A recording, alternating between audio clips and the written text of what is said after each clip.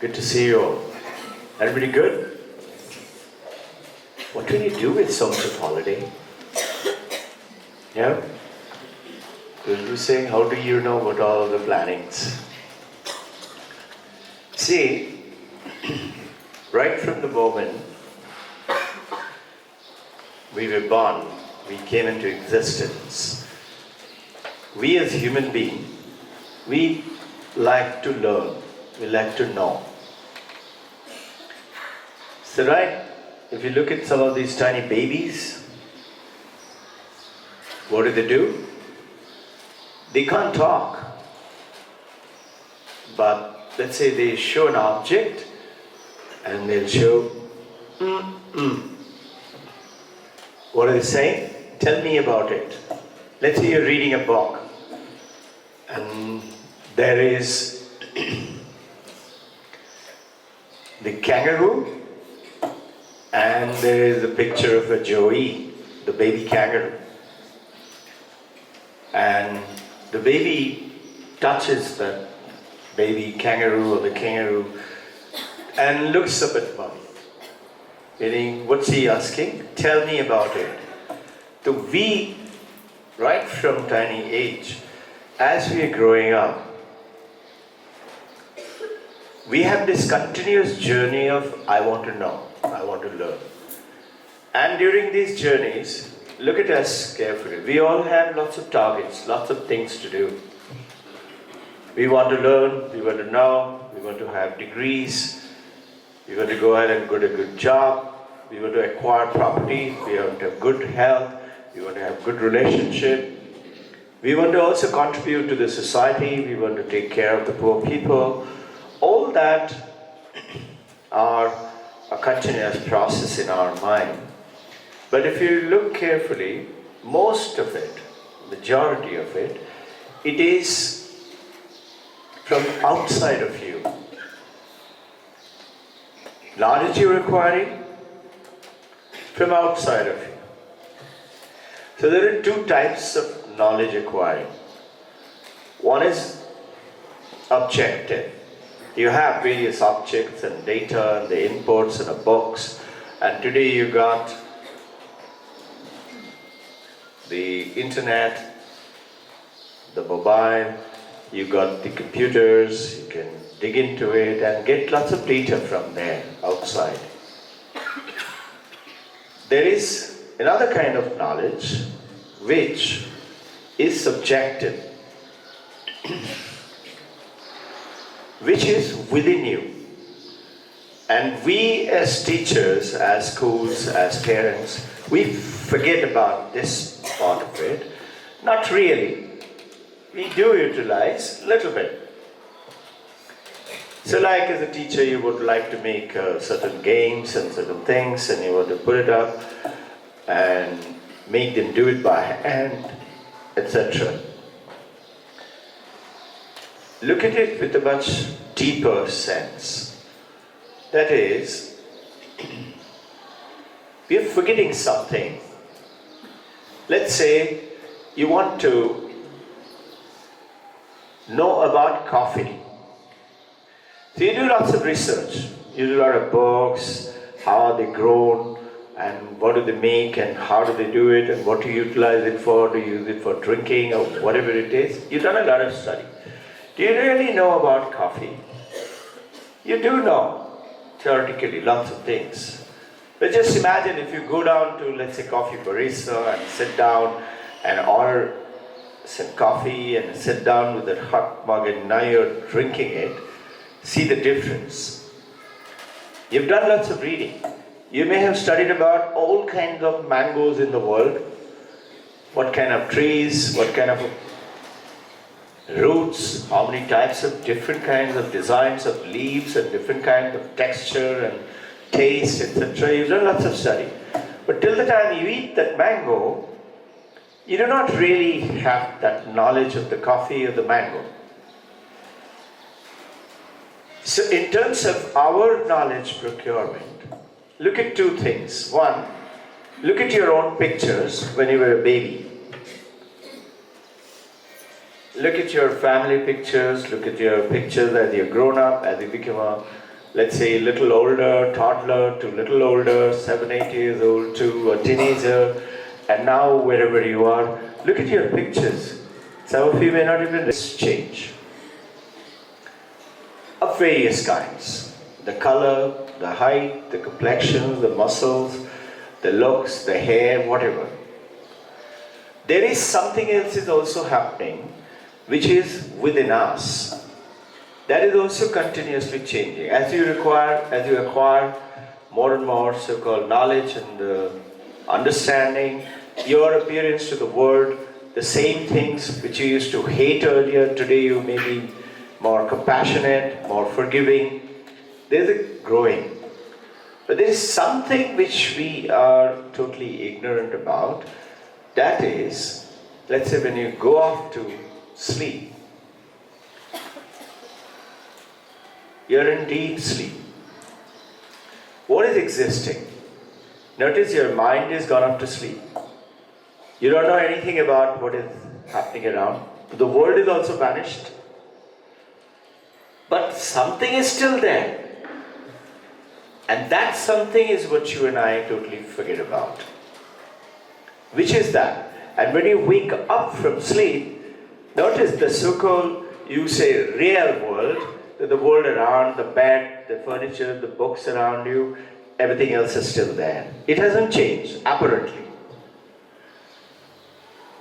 That, in our teaching and learning, in our acquiring knowledge for ourselves and for the children, we have to continuously take onto this journey, not only just the mind, not only just the intelligence, the memory, but it is something else. And that is called realization. That is called an awareness, consciousness. Once you are conscious about something, you will see that you never forget it. Let's say you're conscious about walking, swimming, cycling. You never forget. You may not have cycled for 50 years, but you'll still remember to cycle. Taste of a vanilla ice cream. Why? Because you tasted it. Or an Alfonso mango. Or the moment you're going past, let's say you're going to catch a plane, and you go past the airport and you see the barista coffee and you smell and you immediately visualize everything. This unit of something which is within the child, within you, within me, is what Shardhaman was talking about. Make your plan, make your projects in such a way that it gives an all-round awareness of the child. Some of them things to do, some of them things to write, some of them the communication skills which Ma'am was talking about, something about which cannot tell lie. Tongue can't tell lies. Anything which is written on the book, you say it has to be true. Why? Because it is written on a book. But listen, there are so many types of opinions coming in the written through the same book by different kind of people, no? You never know, tomorrow somebody might discover something else about zero. Or, let's say, forces of gravity. Somebody else will come up with another theory. And then the world will accept it and you say, okay, now onwards, this is this. And all these things are changing. Our body, our mind are changing. But something is constant. And that constant is the real me, is the real you. And this real me, as per Vedanta, is one. At the moment I say me, or I see in the mirror as my face, the moment I say, this is Robbin Ghosh, what am I doing? It is not one anymore. It is me and the rest of the world. They're out. They're not one. But the moment you're this, you become aware of there is something else more than the five senses, or reading a book, or understanding and acquiring. They're all good. This is what we are doing in the schools and the colleges, and they're very important. But the ancient time, let's say in China, you'll have heard about Kung Fu, martial art. Bruce Lee, Shaolin, 36 chambers. What is that? That's the country came up, the whole country. If we want our children to be educated, in which they said there should be at least 3 skills by which they will protect the country. There should be 3 skills by which they will produce things, manufacture or grow rice and wheat and things like that. That's how the 10 principles came about. There were 36 principles in Shaolin. You heard about Shaolin. And the beauty is, all these countries, particularly some of these Southeast Asian, some of the ancient African, Mayan, they had come out with some other. And that's the 36th chamber. What I'm talking about is the consciousness. So, there's a beautiful movie, some people had made it, and they're talking about how right from the beginning, how the human body can become so strong, can do so many things, break a stone and wood and all that stuff. And at the end of it, he goes, graduates from all, and he goes to now the 36th chamber. And now he is very good to 35 chambers. So as he goes down there, the master is sitting, and he goes, and he tries to enter, he can't enter. Something is happening. He just can't enter. And the master is just sitting. His eyes are closed.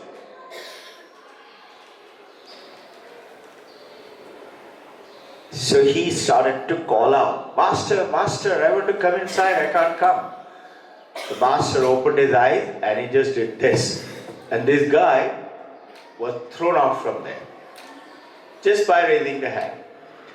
Now this kind of power which you and I have, which it is not a physical display of our something, but that is the power called the Supreme Consciousness which is within us. You know that we live, and that's called Prana Shakti, and it's called Pranayam, through which you learn. You know about controlling prana through breath and things like that. But it is not through the breath that we control prana. In Hatha Yogi, etc., Ramdevji, they will all talk about that. That's the Hatha Yoga. With ancient Vedanta saying, it is not the breath which is controlling the prana, but it is the prana which is controlling the breath through the lung, which in turn is happening. Yes, through that you can control that prana a little bit, you can. But if you go through the prana, then you control the whole world. And that's the 36th chamber, where there was an 80-year-old gentleman. We have seen him in the Kusti Akhada, they do this muscle building and all that. And this 80-year-old gentleman, he was walking by and he came, and there were some young guys and they were picking up huge, one is those kind of weights. In the ancient time, there used to be iron, a kind of a, from pointed end to a very heavy at the other side. A huge, 3, 4, 5, 6 feet long. So these guys were trying to pick it up and somehow trying to do little exercise. This 80-year-old man comes in and says, "Can I try it?" So they all looked at him and they laughed at him. He said, "Please." And he took it. It was still resting on the ground. He just held the other side. He said, "You have only one?" So they all were looking at it. He said, "No, we have another one." So they another one, brought it, dragged it there. He took it in both his hands and he was rotating them like that. And these guys came and said, "How did you do it?" He said, "That's the power of the prana which is in all of us. Whether understanding knowledge or learning it, never to forget it, and become something very special. That's the potential which is all of us have. We are forgetting that. Try and delve into it. Learn a little bit about it. And the moment you start doing it, you remember the story I had talked to you about 10 villagers crossing the river, going on to the other side to see a temple, going and worshipping Mother in the temple. So they crossed the river was up to the chin deep. So they cross, come to the other side and drying up their clothes and all that. And as they were about to start, one of the guys said, wait. We crossed the river, I hope everybody is here. Let's count. So he counts. 1, 2, 3, 4, 5, 6, 7, 8, 9. He said, we're the 10th one. The other guy said, you don't know how to count. Let me count. And he counts. 1, 2, 3, 4, and he says, 9. He said, yes, you're right. Where's the 10th one? Another guy said, I'll count. He also counted. He said, there are only 9. They start howling, crying, we lost our friend, he is drowned, he is gone. There was a wise man who was passing by. He said, what happened? Why are you all crying? He said, sir, we crossed the river to go to Mother's Mandir and one of us had drowned. We are crying for him. The wise man, he naturally looked at him and he said, he understood. He said, okay, come. Hold your hand. Let's count. 1, 2, 3. He was holding his hand and he said, come. And he says, 9. He said, see, I told you, one is missing. He said, wait. Take your hand and put it onto your chest and say, 10. These guys said, really? Wow, we forgot. So what's happening? We forget about ourselves. That's self, the supreme. Let the child know. So look, the whole world, the civilization has been growing. There's so much of technology, so much of discovery, so many things are happening. And they're all from outside. So what is science? Science is proving things outside of you. Forces of gravity. Or, let's say, electricity, the bulb, or discovery of, let's say, by Columbus. These are all outside of us. We are forgetting the discovery of within us. And this is the journey which, where we need to show it to the children. What did India do? And a few other places also in the world, they did. But India has been in the forefront. And they said, you are the Amrita Saputra. You are the child of the eternal. You don't die. Your body may die, but there's something inside of you. And while we are living, we are forgetting about that totally. We are not using it. So what did Vivekananda say in 1893, 11th of September in Chicago World Conference? And that the whole world shook up. And he says, you are the child of immortal bliss. Discover that. Discover that then. So what did India say? Hey, you're not just literally a flesh and a bone and a body and you have this habits. There is something else inside of you. And that's what India talked about and brought it to it and became Bharat. Bha is Brahma Jyoti. Where is it? Inside of you. And Rata is those who are in it and immersed in it. So in your learning, in your teaching, when you start to look into it and keep telling the children, you can, anything, just start to think of it and continue to nurture that, and you can only do it provided you start to do it yourself. You start to realize you have the taste of coffee, then only you can say, hey, this coffee is like this, that coffee is like that. That is tea, that's not coffee, because you tasted it. So you have to, what Buddha says the word is realize. You have to realize it yourself. Then only you are a teacher. Then only you are Acharya. Shankaracharya. Why?